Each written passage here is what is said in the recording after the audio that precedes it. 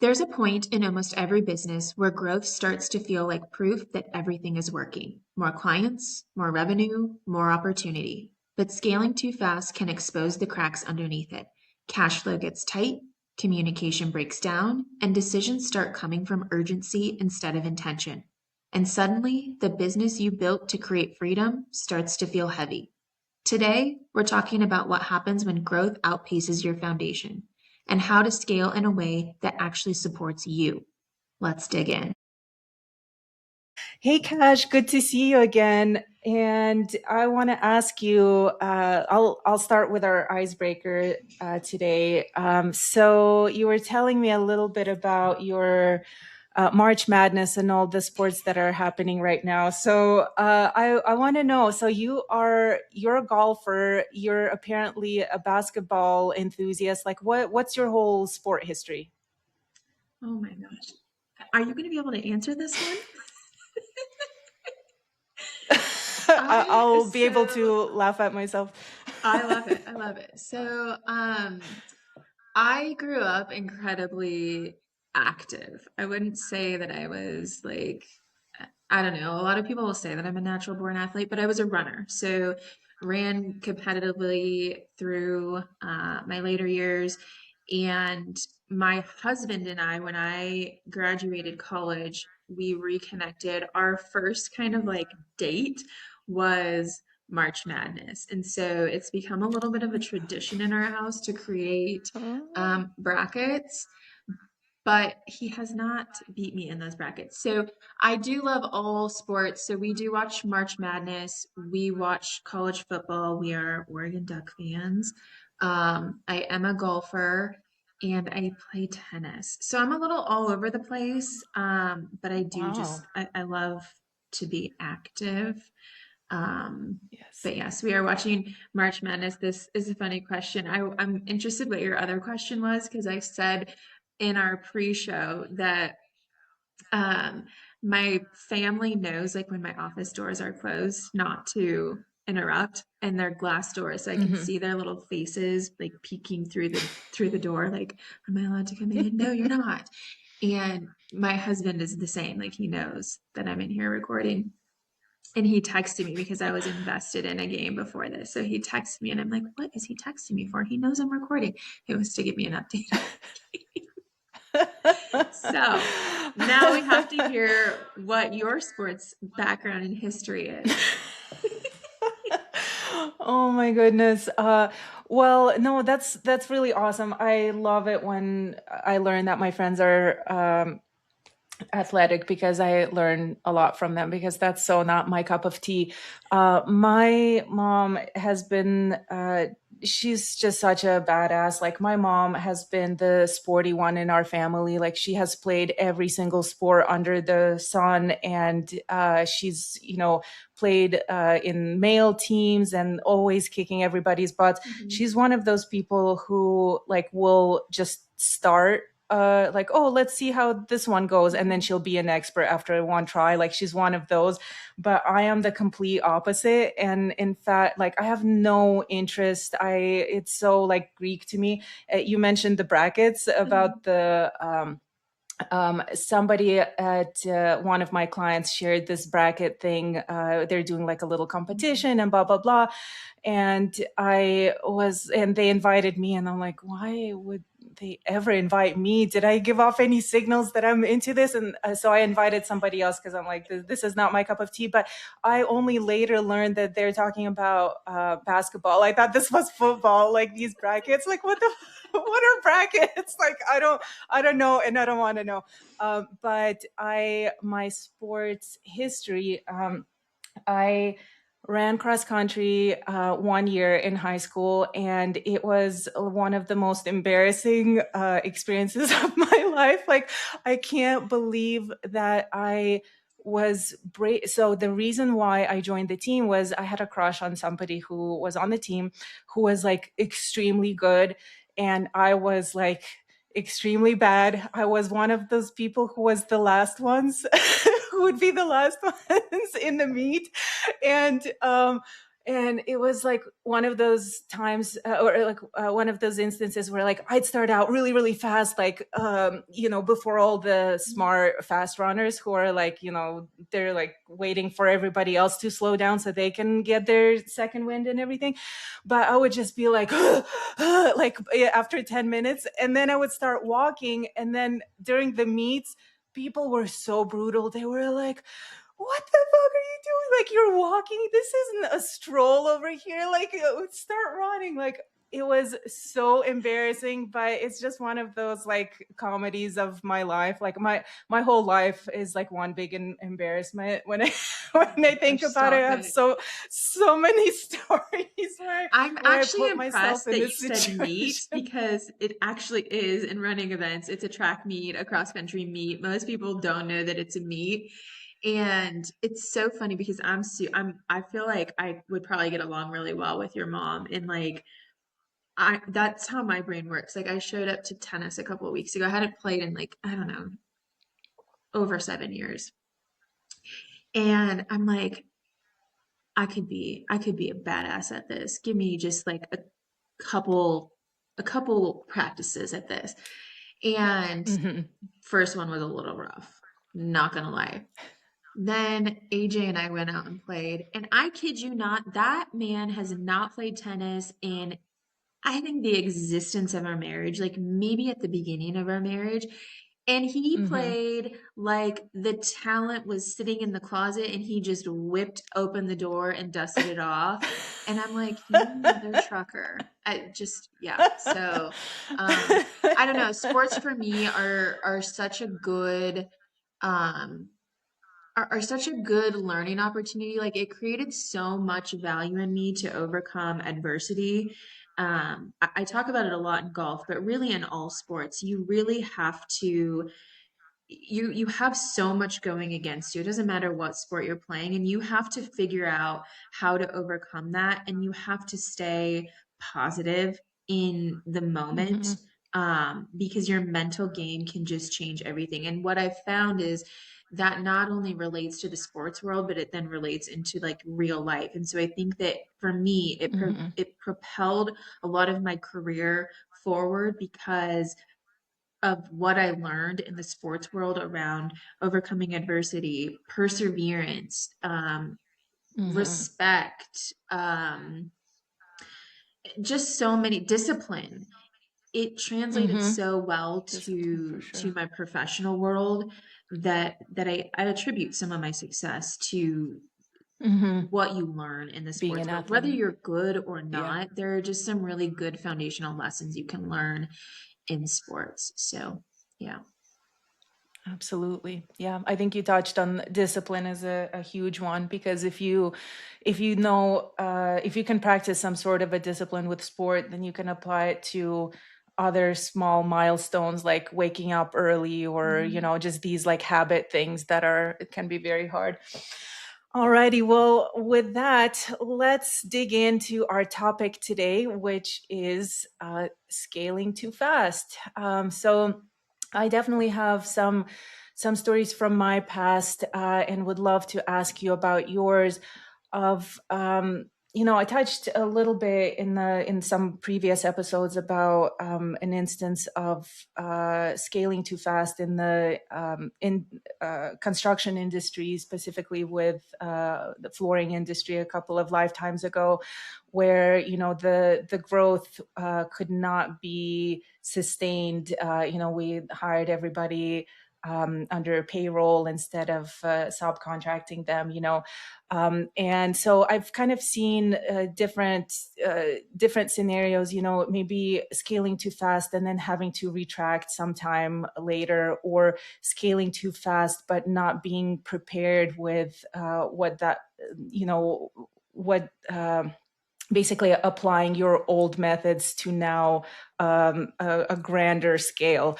And so I want to ask you, can you talk about, in your experience, whether it's currently in with your new clients that you're onboarding, or if it was in the manufacturing industry, can you talk a little bit about how you've seen that play out?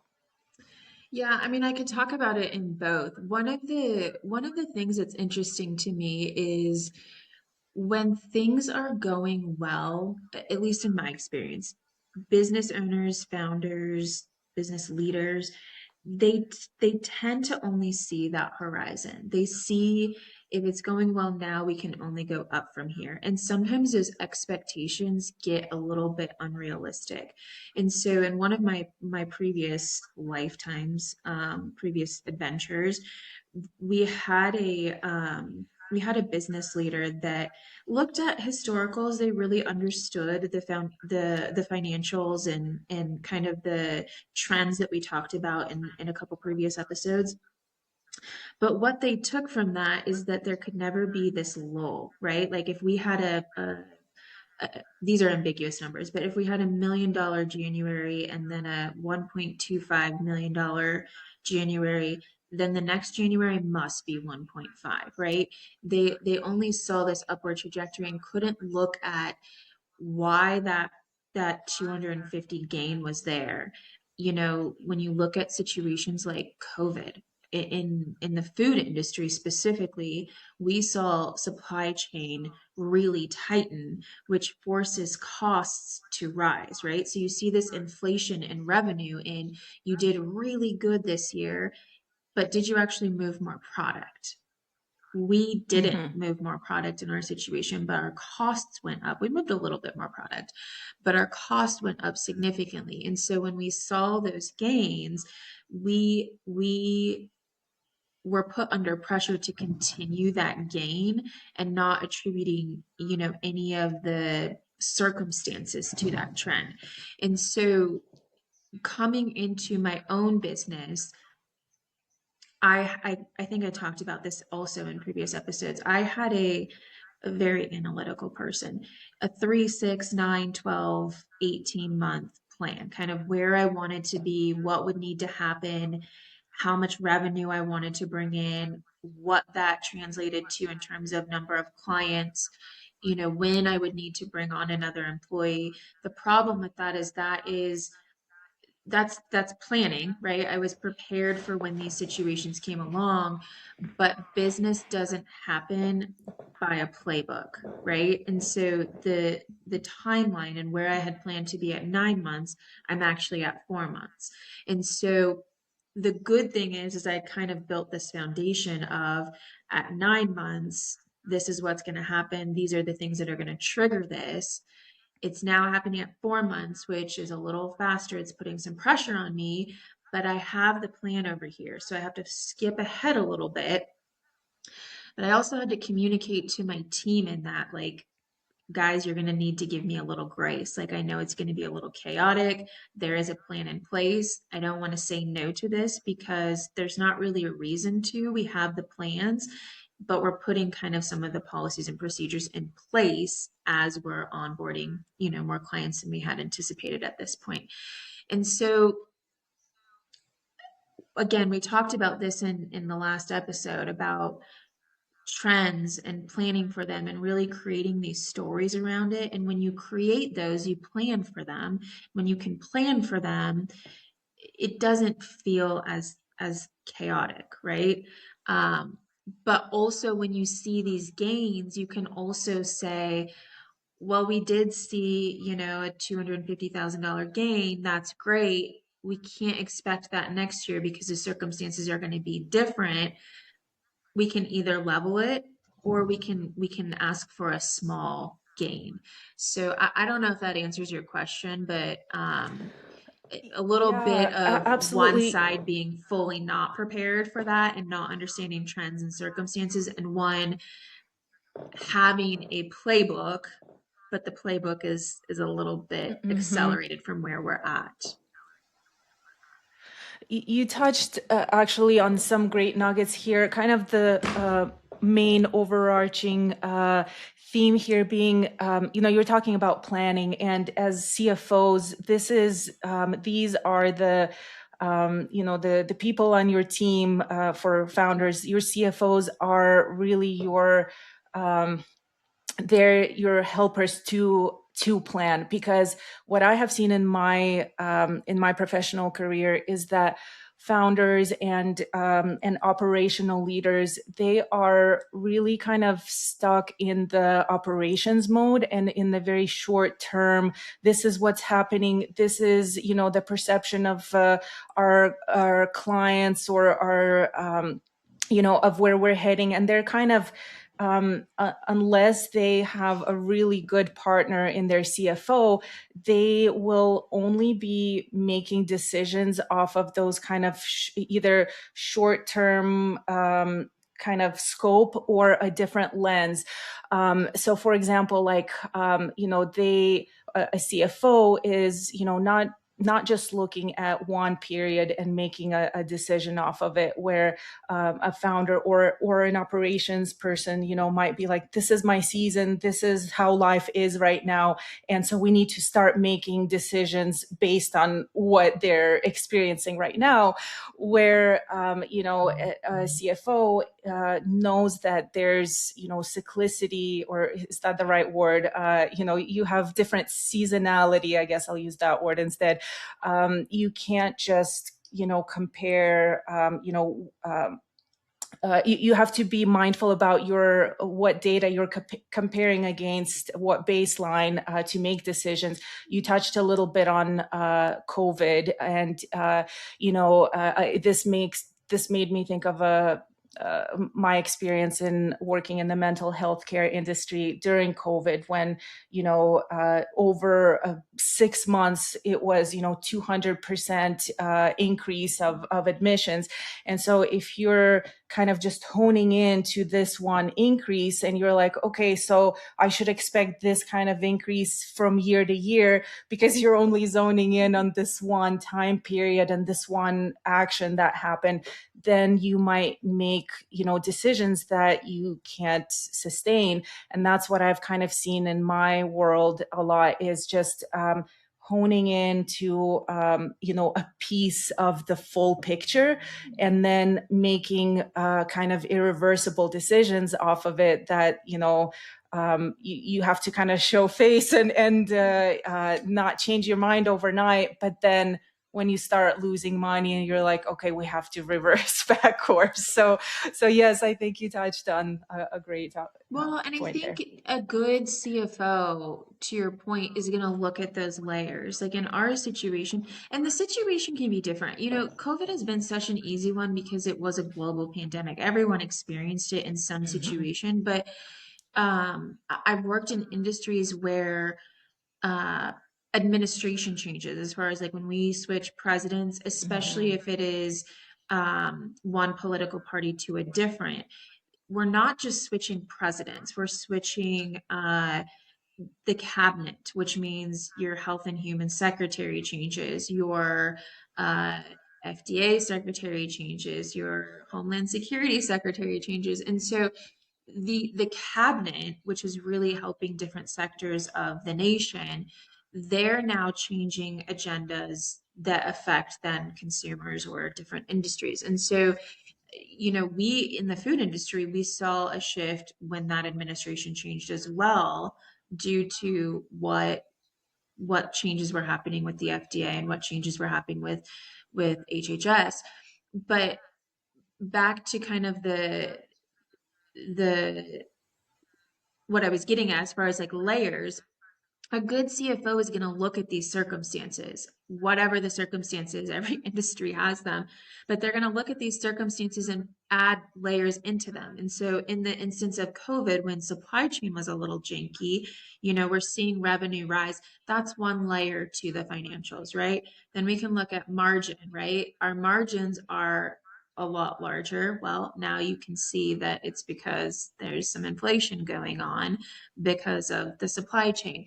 And then you can start looking at units or weight, whatever it is in your industry. How much was moved? Was it the same amount, or was it less? Was it more? Was the movement of inventory moving at the same pace as the revenue was moving at? And so when you start to add these different layers into your story, you paint an even bigger picture on, revenue is up, but is it inflated, and do we need to make adjustments? Because you can make adjustments within the financials to kind of explain an overstatement in these situations that happen. And in the real estate sector, where I know that you have way more expertise than I do, you can look at the crash of 2008 and how that affected the real estate sector and the building especially. And so I really want to make sure that people understand we're not getting political here, but a lot of these things that happen at the political level have a downstream effect. And a good CFO, even a good controller, can identify some of these layers to paint this bigger picture. Absolutely. Have you ever had to have you ever had experience in a job that truly has ongoing cyclicity, like seasonality? Like, there are lots of retailers who they make like the majority of their annual revenues in like around Christmas and stuff like that. And I only know of those, but I don't, I've never actually dabbled in. Like, I am very curious what the planning strategy of the dry months is of those. And I'm curious if you had any experience with those. Yeah, so I mean, in the food industry, it really depends. The food industry is a multi-trillion-dollar industry. And so the Mm-hmm. sector where I really played and spent most of my professional career in was in the no sugar added space. So we worked with Mm-hmm. corporations to remove or eliminate sugar. And right now, the Gen Zs and millennials are the dominant consumer, especially females. Um, they're the Mm-hmm. dominant grocery consumer. So they're making 90% of the household food choices. And they are really concerned with what's going in our food. They're really educating themselves on what their families are consuming, really against artificial dyes, really against artificial sweeteners, really against really fillers is what I would call them. Mm-hmm. And so the niche sector of that industry that we played in, same kind of thing. We saw a huge spike January, February, March because of the new year. And so you have all these people on New Year's resolutions. So Mm-hmm. we were B2B. So our customers were doing really well the first quarter of the year. They're also doing pretty Mm-hmm. well Q2 because Q2 is Mm-hmm. prepping for summer. And you know, Mm-hmm. people care about what they look like in the summer. And so when Mm-hmm. you work with CPGs, consumer product goods, you're really working about a quarter behind. So anything that goes on the shelves in January is likely being manufactured in October, November. And so we saw sales Mm-hmm. spike in, those in Q4, and then our customers saw their sales spike in Q3. And we kind of saw those sales Mm-hmm. carry through Q1. Theirs were Q1, Q2, and Mm-hmm. then we saw a little bit of a lull in Q3, and then again it comes back in Q4. But the interesting thing is ideation. So when you think about ideation, that is when, and this could be in really any industry, but again, my background's really in the food industry. Ideation is that really it's the idea that the idea fairies get together and say, we want a healthy donut that consumers can eat so they feel like they are able to have the Sunday morning donut and coffee with their family but aren't sacrificing the sugar and carbs, etc. Mm-hmm. Ideation to commercialization is the point at which it goes on the consumer shelf for us to purchase. That process usually takes about 12 to 18 months. And so for us, we were always working in that R&D phase, ramping up. And so we were able to have a little bit of a peek behind the curtain, if you will, peek behind the balance sheet, if you will, um, into what was happening. So it wasn't a Mm-hmm. dump on us in Q3 hey, we need a truckload of material. We had kind of been working with them in the formulation and ideation and commercialization process before that order came through. And I spoke about this either last episode or the episode before, that my husband's business is also very seasonal. And we Mm-hmm. have a very good Q1, Q2 also. We live in the desert, and so most people have second homes that are not where it's 115 degrees, and so we see a pretty big dip in revenue in summer, and then we see a pretty big dip Mm-hmm. November, December, because people are putting their money into holidays and what have you versus their vehicles and assets. And so Mm-hmm. I guess all this to say, the planning around this is really important. And, in the food Mm-hmm. industry, we were able to have that little bit of the peek behind the curtain, but it was due to relationship. Had a customer come to us, they had already gone through their ideation process and then said, we need a truckload of material. We would have been kind of up a creek without a paddle, scrambling to find material because, most manufacturing in the food world, as far as commodities, are not done here in the United States, unfortunately. And so you've got lead time Mm-hmm. on the water, you've got import time through customs. Um, and then due to all of, FDA regulations and food handling safety, there is a quality process when it gets to your facility you have to go through. So all this to say, you have to have a pulse. You have to have your finger on the pulse when you're going through these Mm-hmm. growth stages or when you have Mm-hmm. this seasonality. You know that you're going to have this uptick. We knew it was coming in Q3, but we had a pulse on it in Q2. Yeah, you great examples, and with your personal business as well. This makes me kind of remember the nonprofit that I have been a treasurer for 6 years. This was kind of our annual dilemma always, because it is a very kind of cyclical organization, at least as it is right now. It is pretty much the annual fundraiser is like the how it will dictate how our year is going to be, how Mhm. many shows we can do and everything like that. The grant season has really dried out. There are just program slashes. Like, it has really hit the nonprofit industry quite a bit, and we started seeing it, maybe 2 years ago, kind of the drying up of grant giving. And so we had to kind of pivot our, like, where else can we can get funding. And so really it's between the organization is all about essentially putting on concerts for those in isolation, so for folks in nursing homes and stuff. And so this is it produces a little bit of revenues, but not very much, because the facilities that we're working with are very underfunded, and we pretty much perform at a discount with them. So that's not a revenue stream, but it's some revenues. Then grant giving was the largest kind of bucket. But then there's this third one, the hardest one that we're trying to tap right now, and it's the large donors, essentially the gift giving on a small and large basis. So whether it's corporate sponsorships or individual donations, and this is where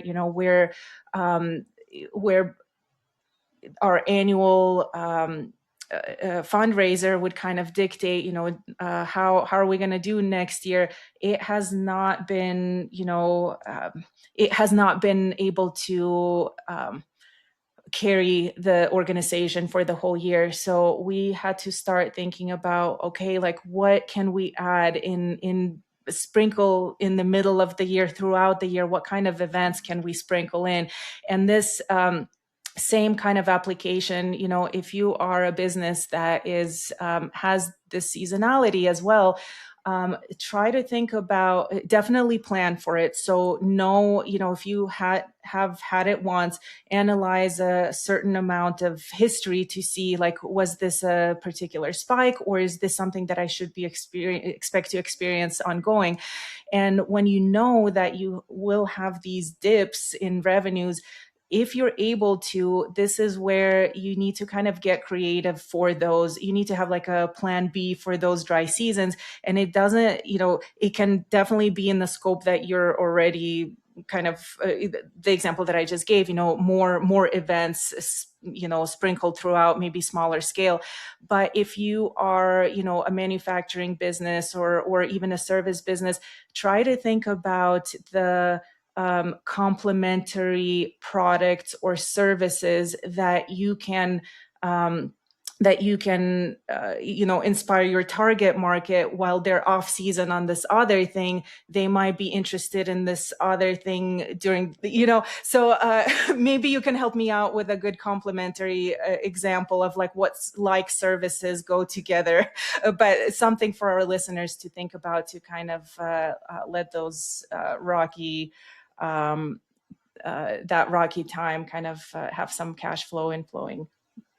Yeah, I mean, I think Sorry, my language is terrible here. Yeah, I think it just goes back to planning again, right? Like you said, and I think this is a really good segue into something else that I wanted to talk about. But when things go awry, what I typically see from business owners is they just start throwing noodles at the wall and hoping something will stick, right? Like they go into this fight or flight like anything else in life. Yes. Because when you don't have a plan, you really just you go frantic. And I'm no exception in anything else in my life. I have a plan for everything. And when I don't have a plan, I start to freak out a little bit. So I see them throw noodles at wall, like, let's go to every trade show, let's do this. They just start throwing money everywhere they can. And really all it's doing is going down the drain because there's no organization to it. The other thing that I see is this comparison, right? Like you start to then reach out, like, are you guys having this issue? Are you having this issue? Are you like, what are you guys doing? Well, how are you doing it? And what business owners don't understand is that every business, you can be in the same industry and your business is still so different. And one really good example that I have for this is it kind of bridges this gap of perception and comparison. And again, going back to COVID, you being in the finance world and sitting in a CFO seat at that time, probably recognized all of the M&As that were going on. There were a large number of M&As, stupid multiples, like congratulations to the businesses that exited with some of the multiples that they did. And for our listeners that don't understand what that is, we've talked about this briefly, but when you tee up for an act, like if you put your business on the market to be sold, typically it is sold on a multiple of EBITDA. Just again, we've talked about this again. I know we both want to go into a deeper conversation about EBITDA, but earnings before interest, taxes, amortization, and depreciation. It's usually sold on a multiple of that. An average multiple, again, if you encompass all industries, is somewhere between like 5 and 7. Like that's a pretty fair multiple for an M&A. Very generalized, right? Some are going to be a little lower than that. Some are going to be a little higher than that. But for context, about 5 to 7 is a very average multiple off of EBITDA in a normalized market. During COVID, we were seeing businesses sell for 11, 15, 18x. Just unreasonable. And a lot of that was due to inflation. Again, like great on these owners and founders that were able to sell for this. But what happened was when when when the situation stabilized, when supply chain stabilized, when these industries stabilized, when work from home stabilized, the multiples also started to stabilize. But what happened was these owners, CEOs, business leaders, board members, they didn't stabilize. Their expectations didn't stabilize. And so you saw them wanting to go to the M&A table, wanting 11 to 18x multiples when, again, it was a season. It was a season. They had missed the train. Unfortunately, your ticket was not punched. But I say this because comparing yourself to another business is the first way to fail and fall flat on your face. And you, when I had come to you in that very early week of saying that I was leaving my corporate world, you had offered to you actually did introduce me to another business owner that does something very similar to me. However, she specializes in bookkeeping. She is a boss at it. That's all she does. And she trains her bookkeepers and employs very high-end bookkeepers. Whereas I will do bookkeeping, but I really prefer the strategic CFO side of things. And so for me, if my business is not doing well and I go to her and say, well, I'm really struggling. What are you doing? Please help me. Again, bookkeeping is very different. You have to have a good bookkeeper. Your stuff has to be reconciled. Do you have to have someone strategic and forward thinking? No, I mean, it depends on what you want to do with your business. It's ideal if you're looking for growth. It's ideal if you're teeing up for something bigger. It's ideal if you're looking for what's going wrong, but you need a bookkeeper, very, very bare minimum in your business. And so if I go to her and compare myself in a down season to her, I'm setting myself up for failure because what we focus on is two very different things.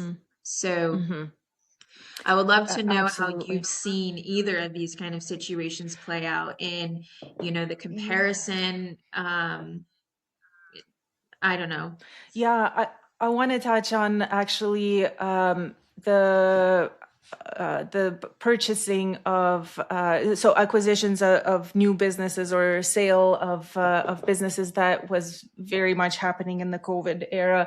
So this is actually when I helped that business sell their business to a private equity firm. And it was, I wanted to kind of touch on that angle of scaling too quickly. So as far as like, I turned the business around to be sellable, attractive, blah, blah, blah. Well, it was already attractive, but I made it evident and built the systems to maintain its attractive features. But essentially, when we sold, this is why I didn't last much longer afterwards. I just didn't like where it was heading. We spent a while trying to kind of build these systems and that work in a specific with the scale that we were at, and there was still a lot to be done if we wanted to scale on a more grand level and actually be successful and actually be a good environment. And what I saw instead was, we have these hungry investors, and they have their own agenda, and the agenda is to multiply a specific amount, in a specific amount of years, right? And so sometimes I feel like there are two different goals here. And so yes, for the people who are trying to exit and to make the cash in this sale, things are great for them. They worked hard. They're seeing the benefits of their efforts. But then, like, what happens to the organization after it's purchased? And that's typically, like, if you don't plan accordingly, and if not everybody has the same agenda here, that's when the business can go down and quickly.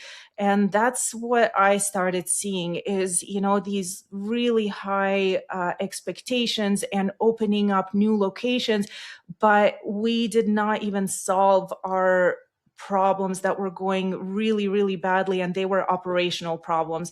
So we figured out, okay, we know transparency with finances, all of that, all of those workflows are now good, but now we have huge issues with actual operations. So before things can get to the finance department, all the disarray with admitting patients and keeping track of where they're at in their stay and all of that, and personality clashes and all of that. We needed to solve this before scaling up, but it was nope, opening up this location, transferring, different leaders into different locations. They're not talking amongst one another. They're not talking to the main operations person. And now that person is overseeing more locations. And so it was a disaster. I saw it in the first couple of months with just the aggression of the new investors and how they had a completely different agenda than I had for my department and for kind of, operations, what the execs had in mind. So I want to hear if heard anything like that, or if you've stumbled upon any examples where that growing up or that scaling too fast, especially on the acquisitions and on Yeah, M&A and I end. think, to your point, you said this really beautifully, and I'm gonna butcher it. But when you're teeing up, an M&A is a merger and an acquisition, right? So you can merge with another company or you can be acquired by another company. They're one and the same, but also different. When you're in these conversations, it's really important to understand what it is that's happening and who it's going to, right? Because if you're merging with another company, likely they're interested in either A, your systems, or A and B, your people. Like that the value is really there. Mm-hmm. And then I would say third, Mm-hmm. your book of business, right? They're really looking at how are you going to bring value to my already existing company versus, if you're going to private equity is a short game, right? You're going there really as an intermediate or a holding company, if you will. They're looking for a second Mm-hmm. bite. So they are going to try to get you for the best deal that they can. It's still maybe a great deal for owner, founder, fruits of your labor, Mm-hmm. what have you. But I would say a typical hold time in private equity is probably 3 to 5 years. Would you agree? Yeah, these guys had like a 7-year plan, Okay. but that was on the higher end. It was like Yeah. 5 to 7. Yeah. They're really Mm-hmm. holding you for, yeah. What I've seen typically is 3 to 5, and maybe a little less, maybe a little more, but 3 to 5. They're not Mm-hmm. playing the long game. They're really trying Mm-hmm. to hone in on things or blow things up. Like you said, they're trying to scale really quickly. Um, Maybe not efficiently, maybe not effectively, maybe not in an organized fashion. Mm-hmm. They're really trying to blow up revenue. They're trying to blow up EBITDA so that they can take their second bite. And it's kind of like this is the next guy's problem, like all of the disaster that's created in this. Mm-hmm. So I've Exactly. absolutely seen this. And a lot of those M&As that happened during COVID in the food industry, we saw a lot of this. And for those of you Mm-hmm. that again are not familiar with it, the percentage of M&As that fail on the back end, I think it's upwards of 70%. Like 70% of M&As end up failing because of this exact issue. I'll have to go dig into the Mm-hmm. exact, but last time I did my research, it was right around that 70 mark. And Mm-hmm. so much of it is this. You're doing it for a very quick solution or a quick second bite. You're not really doing it to address or fix any problems. And so you see it a lot with retail and restaurant chains. Like when you see these things pop Mm-hmm. up quickly, and I'm blanking on a specific one right now, but when you see a lot of chains come into an area and then they slowly go out, it's because there was this aggressive entry into the market. They couldn't support it, and so the only option is Mm-hmm. to close it down. And so yes, I have absolutely seen it. And I think it's really important to understand why it happens, and to know what you're going into. I would say from the business leader side, this is probably having a little more empathy on the employees, but what I have seen, unfortunately, is that the employees in the business that's getting merged or acquired end up drawing the short end of the stick, right? They've spent a lot of their Mm-hmm. career um, building this business, these systems, etc., for the company to ultimately go. And you don't really see transitions happen quickly. Most of the M&As that I have seen, you see them held for about 12 to 18 months. And what they're doing in that time frame is really sucking the knowledge. What tribal knowledge do you have? Help me understand Mm-hmm. these processes. Help me understand this. And so something that's important to me and the businesses that I work with and the businesses that my husband and I own as well is if we ever get to these points or these conversations, you have a responsibility. Some don't think they do, but I firmly believe you have a responsibility to take care of those people, make sure that they have something going on the other side of this, because without these people, you don't have a business. And if you think that you did it by yourself or you think that you can do it by yourself, it's a really dangerous place to be. Some of the best Mindset. leaders, best founders that I've ever worked for or rubbed shoulders with attribute their success to their employees. Absolutely. And in fact, you're making me think of one example that I have of the opposite of what we're talking about, where the founder is an unparalleled founder and really cares about what he's built.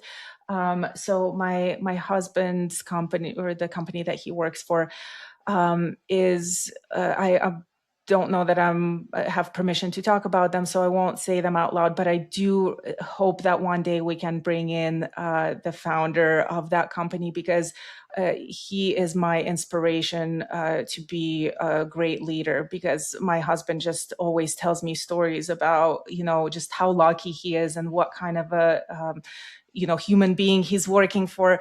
But essentially, the company that he's worked for the past 10 plus, a little over 10 years, they it's really two partners, so not just one guy, but wonderful professional people who really do understand that their employees are their greatest assets.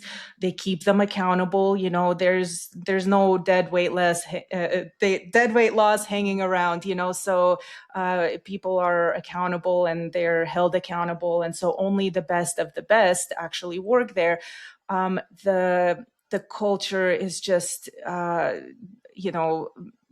unparalleled, and everybody just, they all work towards the same goal. They're treated well and they all show up. And they knew, one day they will want to, they'll have to retire. They will want to reward their employees for their hard work. So they have been kind of planning for a merger of some sort for many years. And they were very strategic about it, because they wanted to make sure that when they join forces with somebody else, that they don't get overstepped with their politics, with their goals and everything like that. They made sure that it was that they still had voting power and kind of the leadership power and all of that, to make sure that the empire doesn't crumble, when it goes into when the partnership expands. And so they just last year did find a partner that they joined forces with, and are just doing everything very carefully. Yes, they are having these, more aggressive plans for growth, but it is still very methodical, and there are more goals than just, the the bottom line there. They really want the people to enjoy their environment, to work there for many more years. I love that you said hold them accountable, because the way I kind of explained that, yes, you need to take care of your employees. I'm a firm believer in that, but that doesn't mean that your employees get to walk all over you or they're not held accountable. Mhm. This is um, a reciprocal relationship or a symbiotic relationship, this employee-employer relation. And, the ladies that I have working for me are phenomenal ladies. One of them was actually working today and reached out and um, I'm just grateful for them. Like they don't need to be told what to do. I don't need to Mhm. micromanage them. But on the flip side, they're representing me in the business in a way Mhm. that I respect. I love. I'm thankful that they treat it as if it was their own business. But there's Mhm. been hard conversations, right? Like if a Mhm. client is unhappy, I'm going to take the conversation. It's my fault, it's my Yeah. business. I have to take the ownership of that. But then we're going to have a hard Mhm. conversation on the other side and they're willing to have those conversations. And when you look at this weird, and this is a conversation that like an episode in and of itself, like the employee landscape right now. I know you've had your Mhm. struggles, and we have plenty of meat and potatoes to talk about that topic for a full episode. But when you look at employees that are staying at companies, it's not necessarily for the money. Money is enticing. We all need a Mhm. certain level of it to live lives that we want to live and to support the lives that we have and want to have. But Mhm. the majority of employees are staying in places where they feel valued, where they feel secure, and where I think accountability is also important to them, at least with the employees that I have Mhm. had over my long career. Mhm. They do appreciate the accountability. They want to know what their expectations are and they want to know when they're not meeting them, but it's all in the delivery of it. So I do want our listeners to know that I'm advocating for both sides. You can be a great leader, a great employer, while also being firm. So um, I hope that that's how they took that. Indeed. Well, as we are approaching our time here, just some final thoughts that I want to conclude our topic with is, we touched on scaling too quickly, and the importance of being prepared, the importance of looking at your not just one angle of your data to make a decision regarding scaling up or scaling down. And some nuggets that our listeners can take away from today's conversation is, in understanding your data, think again about the seasonality of your business. Think about the ongoing dips and highs and lows.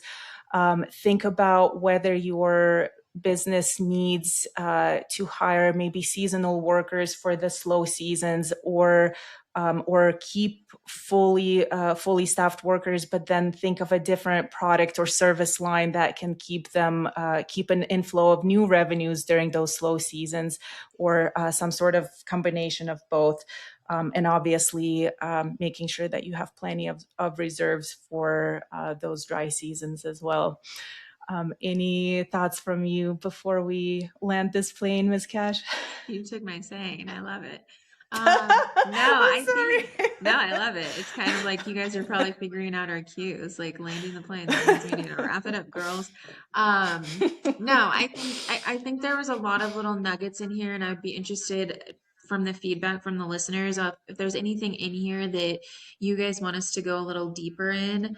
Um, Scaling is such a fun thing and something to be very very much celebrated, but there's a right way and a wrong way to do it, and grasping at straws and doing it in chaos is certainly not my preferred way.